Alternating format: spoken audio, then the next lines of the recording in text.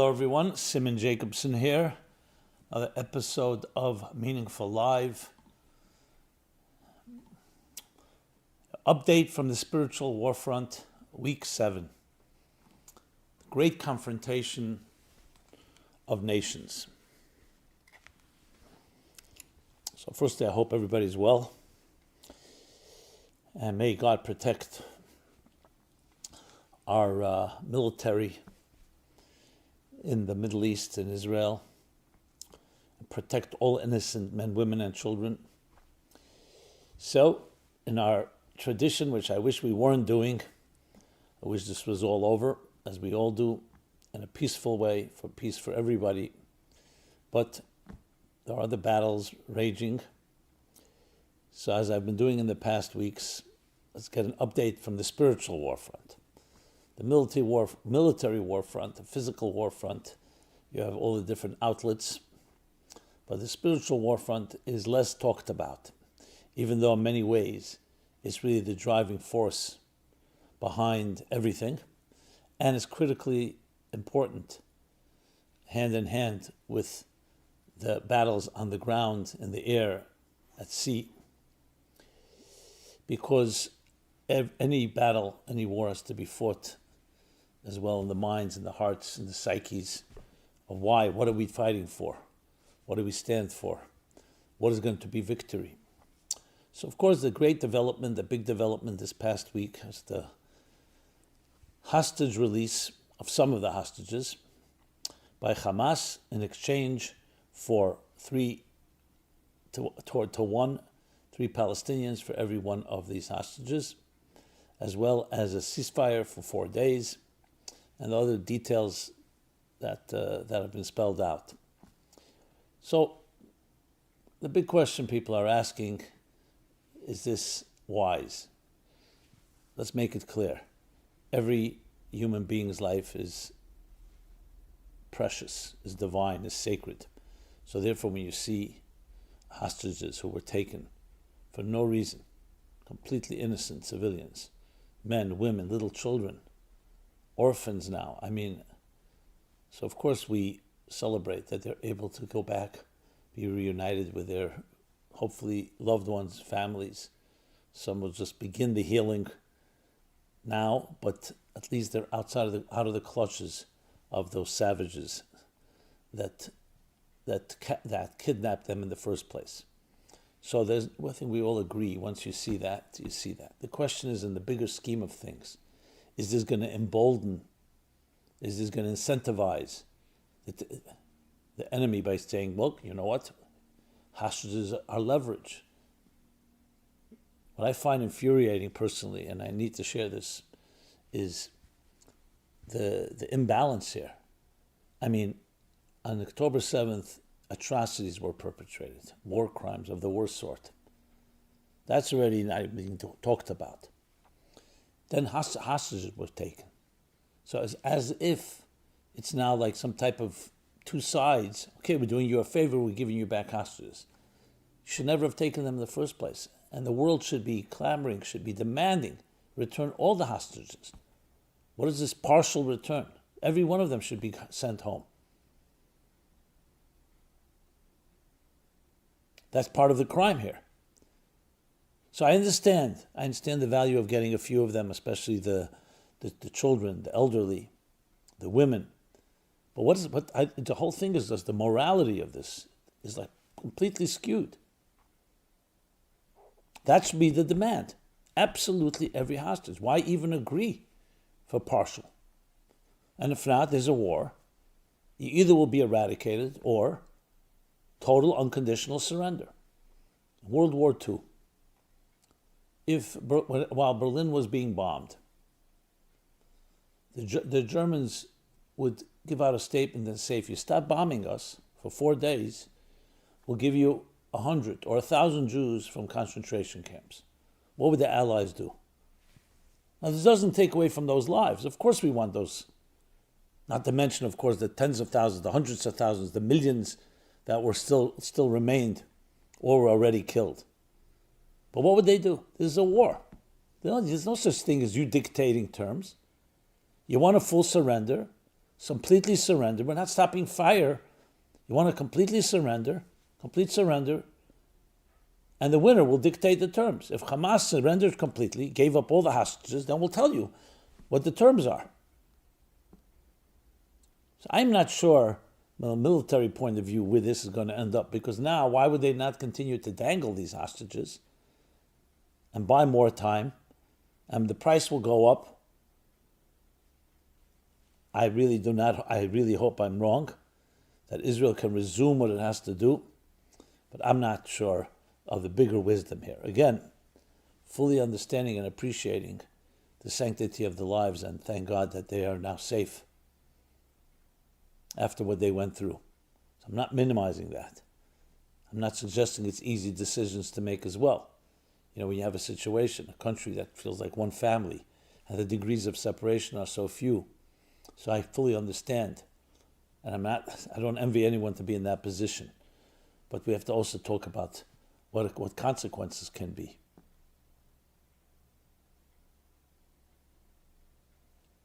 Now, I know this may not be the spiritual side, but it is in a way, because we're talking about, ultimately, this is a war not just of damage control. It's a war of eradicating some certain evils. The world that joined together came to ISIS. There's certain brutalities that simply are not acceptable. And that must be eradicated. Or, as I said, complete, absolute, unconditional surrender, return all the hostages, remove all the references to extermination and killing of Israel or Jews or whatever you want to call it. There are ways that we can call for surrender. And I say it because really the issue here is about a certain moral certitude. If you're not sure about something, I understand you negotiate because every side has something to say. But there are certain things that are certain here. I understand people will say, what do you mean, civilians being killed in Gaza? Nobody's celebrating civilians being killed in Gaza. But it's the inevitability of a people. Hamas, a minority, let's even call them a minority. The Nazis were also a minority, but have taken control. But if they allowed all the Gazans at least temporary refuge somewhere, and they want to fight like men, man to man, so fight. But they're hiding behind children, their own children, and of course behind these hostages. So you're dealing here with a situation where we have to wake up to what is moral, what is right, and what is wrong. And not just come away with, okay, there's two sides to every story. There may be two sides to a story, but there's certain atrocities that are not acceptable, period. I don't have any doubts on that matter. So nobody wants to see children killed, not Arab children, not Muslim children, not Jewish children, not Israeli children. Nobody wants to see that. But you have to look at who initiated this, who provoked it, and how they're perpetuating to make sure. So it's not an accident when the Al-Shifa hospital was taken over by the Israelis, now that there's discussion about this, because they close in, they want to save their lives at the expense of everyone around them. So to me, this is a moral discussion here. And it's spiritual in another sense because some of this distorted behavior, distorted is a mild word, abusive behavior, worse, obscene behavior, is somewhere rooted in some type of, in their minds, divine plan that it's the Muslim world that has to control Israel. And Jews cannot control it. For them, that's sacrilegious. That's a desecration. So there's a lot to say, and I also don't want to be in a position of second guessing. I don't know all this, what's going on behind the scenes. I'm just speaking as an observer and trying to make sense of it all, as all of us are trying to do. But I will say, again, on the spiritual front, to see people coming out of captivity and to see the celebration is beautiful. To see the unity, the continuing spiritual fortitude of so many coming together, their declaration of faith, which of course gives you that absolute conviction in what is right and that you're fighting the right fight, and not to fight on an offensive way to hurt someone, to defend what we all cherish most. And ultimately, victory, as I've been repeating time and again, is not about the destruction of the enemy. It's the construction is the building of a better world. A better world where real values, respect people's diversity, respect different approaches, even disagreements, but with dignity, with sanctity. God created his children in all colors and shapes and sizes and forms, each expressing the divine music in another way. So it's high time that we learn how to play the cosmic symphony. That's the ultimate goal. But unfortunately, we live in a dark world. We live in a world, to use the words of the mystic, the great Isaac Lurianic, secret of tzimtzum, of concealment. But concealment is not just concealment. Concealment creates and can create all the distortions where we can deceive ourselves into thinking that we're not all part of one larger organism and that when one person is hurting, everyone else is hurting. Our job is to pierce through that concealment, to reveal the integral and inherent and intrinsic truth and unity that lies within all of existence. I understand it sounds very noble and highfalutin when we're dealing with real life and death, but that is ultimately what we're seeking. And unfortunately, there are forces in this world, through terrible choices or ignorance or brainwashing or whatever you want to call it, are living a different path. We'd rather they wouldn't. That's where the ultimate war is going to be, regardless. When this is all over, how will the next generation of children growing up in Gaza, in other Arab Muslim countries, what will they be taught? Will they continue to be taught the hatred? Will they continue to be taught this type of doctrine? That's where the real battles will be. So there's some thoughts that come to me as we're talking about the whole picture. But being that royal, or maybe you can say suffering optimist, at the end of the day, I have no doubt that the end will be good. That there's a light at the end of the tunnel, and it's not the light of the oncoming train. And what does that mean, the light at the end of the tunnel? That the human race and human civilization will come to a point where violence and war will be completely eliminated, because the world will be filled with divine knowledge as the waters cover the sea. So I've dedicated my life, and I hope you dedicate your life, to doing everything possible to spread that divine knowledge. And this emphasis, divine knowledge, not just knowledge. Knowledge, we know, can be used for great things. It can also be used for destructive purposes. There were great scientists and great philosophers and thinkers in Nazi Germany and in other fascist regimes that use their wisdom, they use their knowledge to destroy. Divine knowledge means humble knowledge, to understand that intelligence and human intelligence, which is perhaps our greatest asset, is not about understanding things. It's about appreciating a reality greater than ourselves. It's about appreciating a reality that's not driven by self-interest, by arrogance and power and control. It's an intelligence that leads us to a place where we realize that we're part of something beyond us, which of course always comes hand in hand with true humility. That's what true knowledge is. And if you look at the historical trajectory, yes, things have become more refined. We have more refined and higher standards. Is it perfect? Obviously far from perfect. I mean, all you have to do is look around, look what's happening. But to suggest that no progress has been made is incorrect. It's not like we're back to square one, to the savagery of ancient times or Middle Ages, as it was then. But we still have pockets, or bigger than pockets. And when you see it in front of your eyes, it becomes prominent. But we have to remember the bigger picture as well.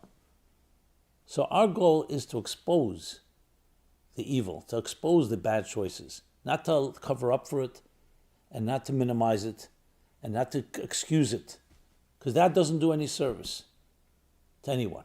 The whole point is let it reveal its ugly head, whether it's hatred, whether it's racism, whether it's anti-Semitism, whether it's the call for the destruction of Israel and the Jewish people. Let's see it for what it is, and either eradicate it or transform these people. And there are ways to do that, as I said. Total surrender. That's the goal. And if not surrender, total eradication. And hopefully what will come from it will be people who will realize that's not the way. That there are other ways to respect others. This holding on to narratives just to be right and feeling that that's the only thing you'll do. A zero-sum game is not going to work. So I'm not suggesting anyone is perfect. We all have our flaws. So some other items from the spiritual warfront is that I can share with you. I see this all the time. I've seen a surge unprecedented in people's reaching out to each other, a kindness, a gentleness, a sensitivity that is rare. And we all hope it'll stay that way. And it shouldn't just be as a result of tragedy or grief or crisis. But you see it, and that is a demonstration of the nobility of the human spirit, of the dignity of the divine image in which we were created. So I say to you and I say to myself, we have to capitalize on it, which means respond to that call within ourselves, within others, to be proactive,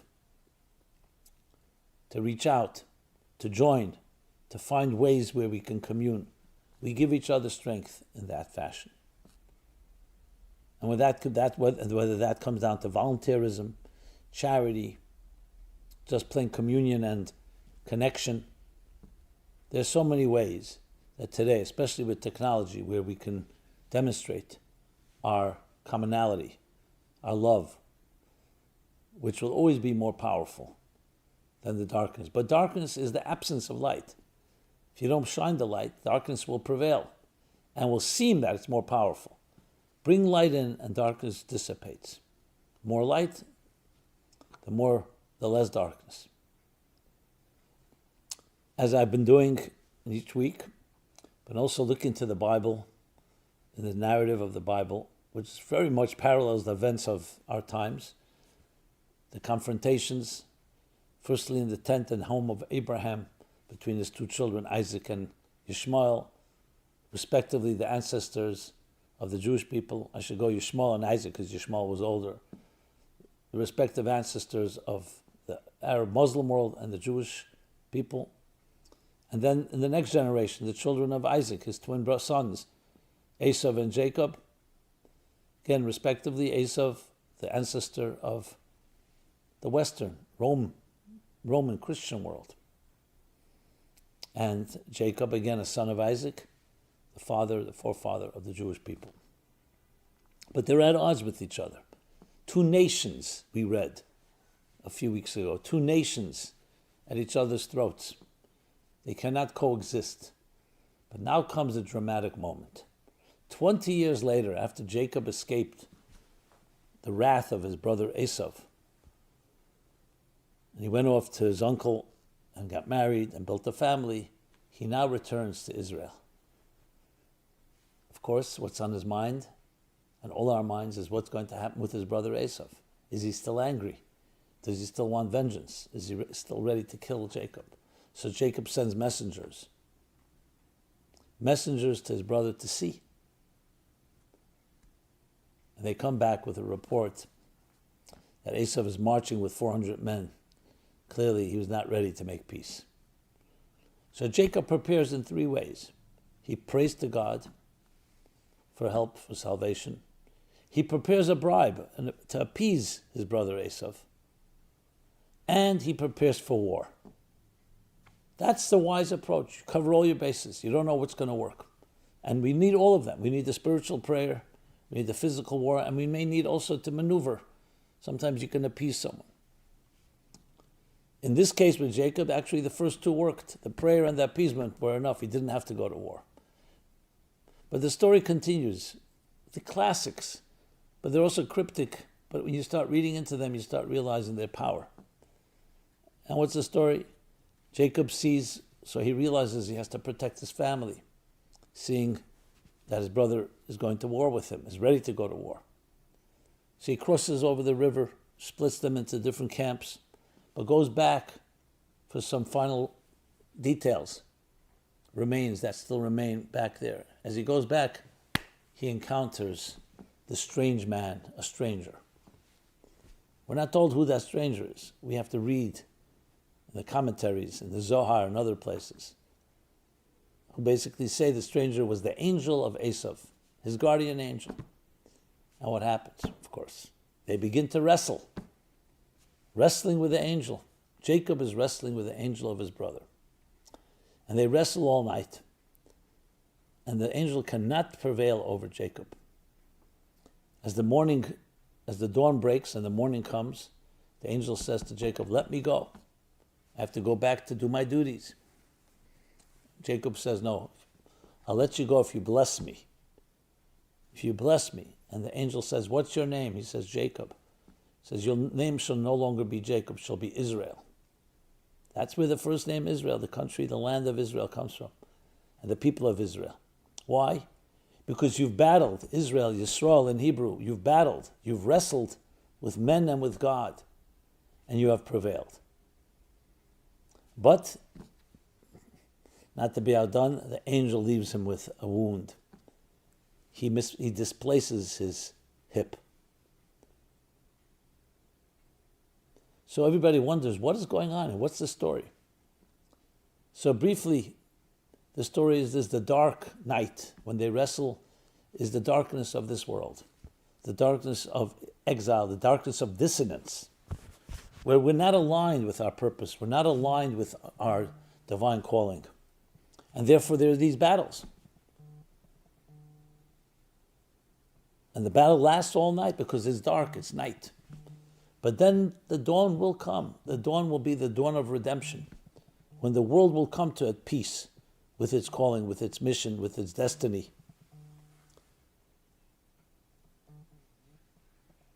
But Jacob, representing the forces of transcendence and spirit, says to the angel, "I will not let you go.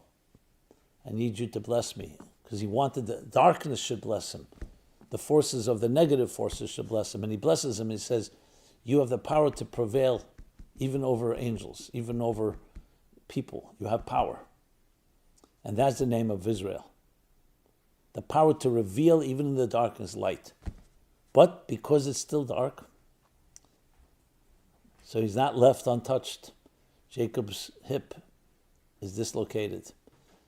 As the commentaries explain, that represents all the dislocations, all the wounds, all the injuries, all the oppression that all good men and women would suffer throughout the ages. Every one of these hostages, the 1,400 who were massacred on October 7th, all is a result of that angel displacing Jacob. He could not prevail over him, but he could cause enough problems. So when we see pain in the world, we have to realize it's part of the consequences of a dissonance between the divine and existence. It only compels us even more to bring even more light into this world. And what happens next? Jacob returns to his family, and then he meets Esav. And here we go, the drama of the moment. What will happen when these two brothers meet? So we're told that Esav embraces and kisses and hugs his brother. There are two opinions, because there are dots over the word Vayishakeh when he hugs him and kisses him and embraces him. There are two opinions. Some say that he, even though he was ready to go to war, but when he saw his brother, his heart melted. And he had compassion. For that moment, he completely embraced him. Some say it was not complete. He had ulterior motives, but he was not going to war. Either way, there was some type of reconciliation. So he says to his brother Jacob, listen to this. Now that we've met, why don't we come and live side by side? Now Jacob, before he had recognized that Esav was ready to go to war, had hoped and suspected and was hopeful that Esav indeed was ready to live side by side and were ready to go to complete reconciliation. But he realized that's not the case. So he tells his brother, "You go ahead, my brother. I will come slowly. The children are young. The sheep are tender." So what was he saying to him? Just buying time? No, so we're told, the commentaries explain to us, no. He was saying, you go ahead, there's more work to be done. We will ultimately totally reconcile in the Messianic age, the end of times. He realized there's still battles to be fought. So my friends, we have the story of our times. The battles, the confrontations between nations, between ideologies. Clash of civilizations, as some have coined it, between Islam, Judaism, Christianity. Clash of civilizations. But the end story is going to be total reconciliation. But it's appreciating, understanding the deeper spiritual story here. Is the story of making peace between what God wants and the world in which we live. Not allow your own self-interest, your own ego, even your religious ego to get in the way. I know it sounds, again, idealistic, naive even. But that's ultimately the goal. That's ultimately what the calling has to be. You believe in God, you believe in Allah. Go back to Abraham. What did you think Abraham taught us to do? To love each other. Why should there be any bloodshed? Why should there be any such hatred? So we have to march forward and continue with that resolve. Goes back to Abraham's times, and we will continue and ultimately prevail. Hopefully, people come along peacefully. Those that don't want to and go to war and attack will have to be dealt with, unfortunately. The hope is they will see the light at some point. But before that, you have to eradicate, just like you have to eradicate Nazism. There was no way around it. No one's happy about that, but that's the reality. So when I look into the biblical story and I share it, to me, it's the story where this is unfolding. That ultimately, the Esavs and the Jacobs of this world will ultimately make peace. Real peace. Meanwhile, we do the best we can, and we hopefully can eliminate any more pain and really come to a point where spirit prevails over matter. The concept that the Jewish people, the Christians, fell out of favor with God, and therefore the Muslims have to control the world, including, of course, the Promised Land. No, that's not how it works. Here's what I, as a Jew, will teach you a few things. Serve God in your way. You don't have to force others to serve in your way. That's why in Judaism you don't find an expectation, a hidden expectation to convert people. Because you can connect to God exactly as you are. You don't have to be Jewish to connect to God. It's actually a sign of some insecurities that you have to be like me. No, you can be you. And connecting to God means, yes, the first thing God loves is peace. The first thing God loves is peace among his children. That's what we are fighting for. And we cannot afford to be complacent with all that has gone on. So my friends, this is where we're at in the spiritual battle.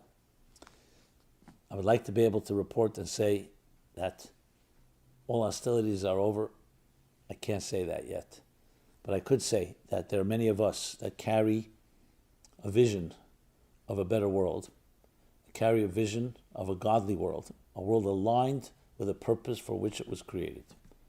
And we will continue to fight for that, while at the same time we have to fight the evil. There's no way around that. I wish we could just be bringing good into the world. But there's people who are ready to kill. They're ready to kill you for what you believe.